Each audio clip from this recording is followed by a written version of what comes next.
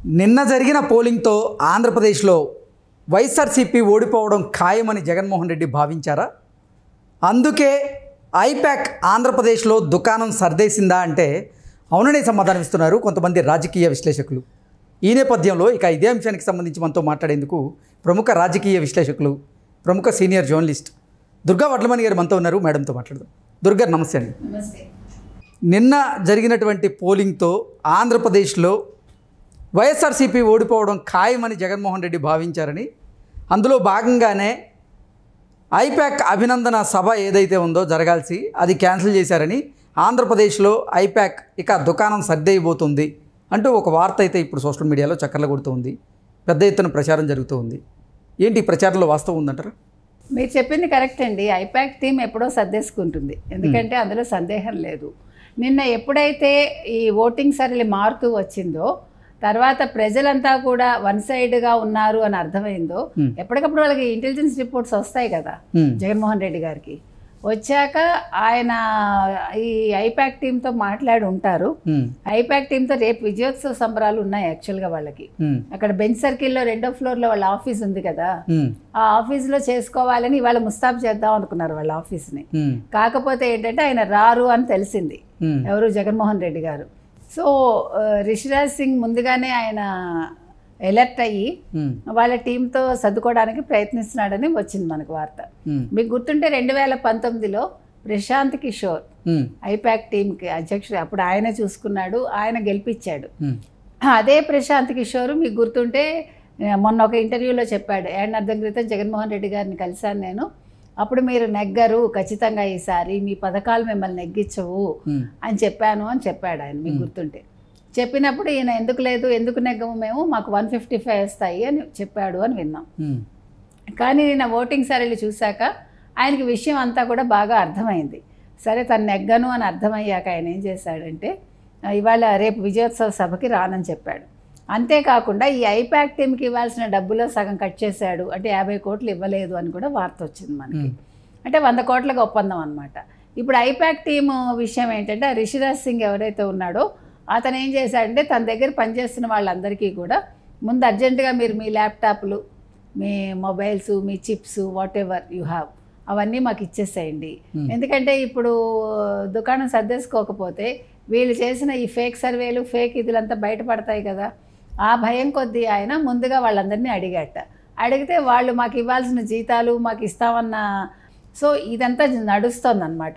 ఇప్పుడు ఏమవుతుందంటే ఈ ఐపాక్ టీంకి ఇప్పుడు సమస్య ఏంటంటే వీళ్ళు సర్వేలు చేసి ఉండొచ్చు, మిగతా అన్నీ వీళ్ళు చేస్తారు కదండి. ఆ చేయడంలో వీళ్ళు డబ్బు కోసం డెఫినెట్గా జగన్మోహన్ రెడ్డికి ఒక సినిమా చూపించుంటారు, ఇంకేముంది మీరు నెగ్గుతారు, ఇంకేముంది మీకు 155 వస్తాయి, ఈసారి ఇంకా 4 సీట్లు ఎక్కువే వస్తాయి అని ఎన్నో చెప్పు ఉండొచ్చు. ప్లస్ ప్రజల నాడిని వాళ్ళు నెగిటివ్గా కూడా ఆయన ముందు ప్రొజెక్ట్ చేసి ఉండొచ్చు. ప్రజల్లో ఉండే ఆ అయిష్టతని, లేకపోతే జగన్మోహన్ రెడ్డి మీద ఉండే ఆ నెగిటివ్ ఇదిని వాళ్ళు చూపించి ఉండకపోవచ్చు.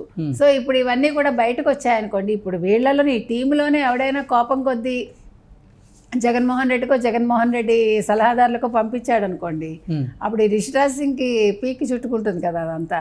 సో ఇవన్నీ ఆలోచించుకుని ఆయన మీ దగ్గర ఉన్న మొత్తాన్ని మాకు ఇచ్చేసేయండి, మొత్తం డేటా కావచ్చు ఏదైనా సరే అని ఆయన చెప్పాడని. అంటే ఎన్నికలకి ఒక 2 వారాల ముందు ఐపాక్ ఆంధ్రప్రదేశ్లో ఒక సర్వే నిర్వహించిందని, ఆ సర్వే ప్రకారంగా కూడా కూటమి అధికారంలోకి రాబోతుందని వాళ్ళు గ్రహించారు.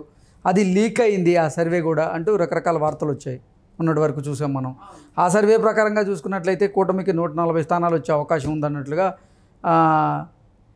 ఐపాక్ టీమే జగన్మోహన్ రెడ్డికి తెలిపింది అంటూ కూడా కొన్ని వార్తలు వచ్చినటువంటి నేపథ్యంలో ఏంటి ఐపాక్ టీం చేసినటువంటి సర్వేలో ఏం తేలింది? జగన్మోహన్ రెడ్డి ప్రభుత్వం మళ్ళీ అధికారంలోకి రాబోతున్నట్టు తేలిందా, లేదంటే అసలు జగన్మోహన్ రెడ్డి అధికారం నుంచి దిగేటువంటి అవకాశం ఉంది అనేటువంటి పరిస్థితుల్లో ఆ రిపోర్ట్ను ఐపాక్ టీం జగన్మోహన్ రెడ్డికి ఇచ్చిందా అంటే ఏం చెప్తారు? అంటే మనం దీని మీద కూడా మాట్లాడుకున్నాం మీరు చెప్పినట్టుగా. ఐపాక్ టీము 123 నుంచి 140 వరకు వచ్చే అవకాశం ఉంది కూటమికి, తెలుగుదేశం కూటమికి. తర్వాత 19 నుంచి 22, 23 లోక్సభ స్థానాలు వస్తాయి అని వాళ్ళు ఇచ్చారు వాళ్ళ సర్వేలోని. కాకపోతే వాళ్ళ సర్వేని తారుమారు కూడా చేసి ఉండొచ్చు. దాని గురించి మళ్ళీ తర్వాత అందరూ కూడా ఇది ఫేక్ సర్వే అన్నట్టు మాట్లాడారు. కానీ ఇదే ఐపాక్ సర్వే ఏదైతే మనం మాట్లాడుకున్నామో ఆ ఐపాక్ సర్వేని వాళ్ళు రివర్స్లో అది జగన్మోహన్ రెడ్డికి వస్తాయి అన్నట్టుగా చెప్పుండొచ్చు. ఇప్పుడు ఈ డేటా ఇది ఏదైనా లీక్ అయింది అనుకోండి, వాళ్ళకి రావాల్సిన డబ్బులు రావు, జగన్మోహన్ రెడ్డి ఆగ్రహానికి గురి కావాల్సి వస్తుంది కదా. సో అందుకోసం వాళ్ళు ముందుగానే వాళ్ళు ప్రిపేర్ అయ్యి, అలాగే జగన్మోహన్ రెడ్డి రేపు రానన్నారు. ఇంకొకటి ఇవాళ సిబిఐ ముందు కేసు ఒకటి తేలాలి ఆయనకి. అది తేలి ఆయన 17వ తారీఖు వెళ్ళారా సరే, లేదంటే ఇప్పుడు 11 ముఖ్యమైన కేసులు ఉన్నాయి ఆయన మీద. ఈ ఆర్థిక నేరాలు ఏవైతే ఉన్నాయో జగన్మోహన్ రెడ్డి మీద, అవి 11 ఇంపార్టెంట్ కేసులు ఉన్నాయి. ఆ కేసులు యాక్చువల్గా రేపటి నుంచి దాని మీద విచారణ సాగాలి ఒక రకంగా చూస్తే. సో మరి ఇవన్నీ దృష్టిలో పెట్టుకుని ఆయన రేపు మానుకున్నాడా అంటే ఈ విజయోత్సవ సభకి మనకు తెలీదు. ఎందుకంటే ఇప్పుడు ఆ కేసులు చాలా ముఖ్యమైనవి. అవి ఈ ఆర్థిక నేరాలు అనేవి చిన్న విషయాలు కాదు కదా. ఈ ఆర్థిక నేరాల కేసుల్లో మొత్తం 11 కేసులు ఉన్నాయటండి.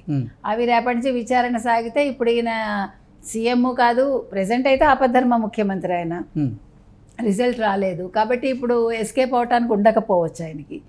లేదు సిబిఐ కోర్టు అయితే మీరు ఇవ్వద్దు అతనికి ఇలా కేసులు ఉన్నాయని చెప్పింది కోర్టులో. మరి వాళ్ళు ఏ రకమైన తీర్పిస్తారో మనకు తెలియదు. ఏది ఏమైనా ఇప్పుడు ఐపాక్కి గడ్డు కాలమే, జగన్మోహన్ రెడ్డికి గడ్డు కాలమే. సో ప్రశాంత్ కిషోర్ ఏదైతే చెప్పాడో అది మాత్రం ఖచ్చితంగా నిజమని మనకి తెలుస్తోంది. ఇప్పుడు అంటే గతంతో పోలిస్తే నిన్న ఆంధ్రప్రదేశ్లో పోలింగ్ పర్సంటేజ్ ఎక్కువగా నమోదైనటువంటి నేపథ్యంలో అది జగన్మోహన్ రెడ్డికి ప్రతికూలంగా మారబోతుంది, దాని ద్వారా కూటమి అధికారంలోకి రాబోతుంది అని ఐపాక్ టీం కూడా భావించింది. అందుకే దుకాణం బంద్ చేసింది ఆంధ్రప్రదేశ్లో అంటూ కొన్ని వార్తలు వస్తున్నాయి. వాటి గురించి ఏమంటారండి? అంతే ఖచ్చితంగానండి. ఇప్పుడు 81% ఆల్మోస్ట్ వచ్చేసింది. ఇంకా కొంచెం మనకి ఇంకా రావాల్సింది ఉంది. వాళ్ళు ముందే చెప్పారు 83% వస్తుందని. ఎప్పుడైతే 81 to 83 మధ్యలో వచ్చింది అనుకోండి, ఖచ్చితంగా కూటమికే విజయ అవకాశాలు ఉంటాయి. ఇది జగన్మోహన్ రెడ్డి గారికి కూడా తెలుసు. ప్లస్ ఓ పక్క ఈ విషయం, ఓ పక్క ఐపాక్ మోసం చేసిందన్న విషయం, మరో పక్క రేపొద్దున ఈ కేసులు ఎదుర్కోవాలి. ఇప్పుడు సిబిఐ ఆయనకేమో పర్మిషన్ ఇస్తుందో లేదో తెలియదు. లండన్, జెరూసలేము, స్విట్జర్లాండ్, ఇవన్నీ ఫ్రాన్స్, ఇవన్నీ వెళ్ళటానికి ఇవన్నీ కూడా ముందున్నాయి. అయితే ఇప్పుడు ఏదైతే ఈయన వాళ్ళకి ఇవ్వాల్సిన 50 కోట్లు ఈయన ఇవ్వలేదు అని మనకి వార్తలు వచ్చాయి. కానీ భారతీరెడ్డి కల్పించుకుని ఐపాక్కి 50 కోట్లు ఇచ్చేసిందన్న వార్త కూడా మనకు వచ్చింది. సో ఏది ఏమైనప్పటికీ ఈ సర్వేలు ఇలాంటి ఐపాక్ సంస్థలు నమ్ముకుని వీళ్ళు ఎన్నికలకు వెళ్ళటం అనేది మంచిది కాదు అనేది ఇది అంటే ఫ్యూచర్లో ఏ పార్టీకైనా కూడా ఇది ఒక గుణపాఠంగా మనం తీసుకోవాలి. ఈసారి ఇంకా 4 సీట్లు ఎక్కువే వస్తాయి అని ఎన్నో చెప్పు ఉండొచ్చు. ప్లస్ ప్రజల నాడిని వాళ్ళు నెగిటివ్గా కూడా ఆయన ముందు ప్రొజెక్ట్ చేసి ఉండొచ్చు. ఐపాక్ అని కాదు, ఎటువంటి సంస్థలైనా అవసరం లేదు. మీరు చేసే మంచి, మీరు చేసే అభివృద్ధే ప్రజల్లో మీకు ఓటుని కల్పిస్తుంది, ప్రజలు ఓటు వేసి మిమ్మల్ని గెలిపిస్తారు అనేది ప్రతి రాజకీయ నాయకుడు దీన్ని ఒక పాఠంగా నేర్చుకోవాలి. ఓకే.